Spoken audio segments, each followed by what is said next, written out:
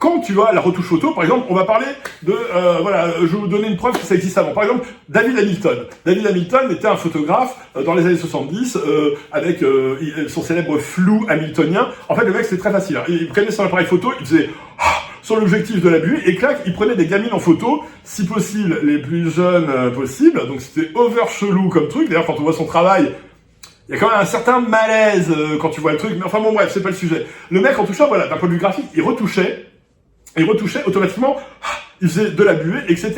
Et t'avais des fois des photographes, même contestés, hein, qui mettaient de la vaseline sur leur objectif pour obtenir des flous, des effets, des trucs, enfin bref, des trucs qui n'étaient pas faits. Ensuite, dans les années 90-2000, la retouche photo est arrivée.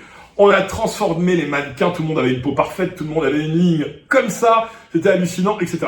Et puis ensuite, la CGI est arrivée. Computer générateur d'imagerie, la 3D photographique. Donc on remplaçait certaines parties par... alors ça se faisait surtout quand les sets, c'est-à-dire les plateaux, étaient trop chers à faire, par exemple recréer un décor, que ce soit pour une photo, etc. Machin, eh ben ça se faisait beaucoup en photographie. Moi, je le faisais beaucoup pour des photos de produits, par exemple, avec, tu sais, des photos avec des splashs d'eau dans des positions impossibles à faire. Ben, ça, c'était beaucoup fait avec de la CGI. Donc voilà. Et on arrive aujourd'hui à une époque où, effectivement, Rode, ils ont fait leur logo comme ça. Parce que comme le moindre détail compte, il faut que ça te rappelle les années 90. Il faut que ça te rappelle ce temps soi-disant où on ne retouchait pas les photos, où c'était vrai, où c'était pas de l'IA, etc.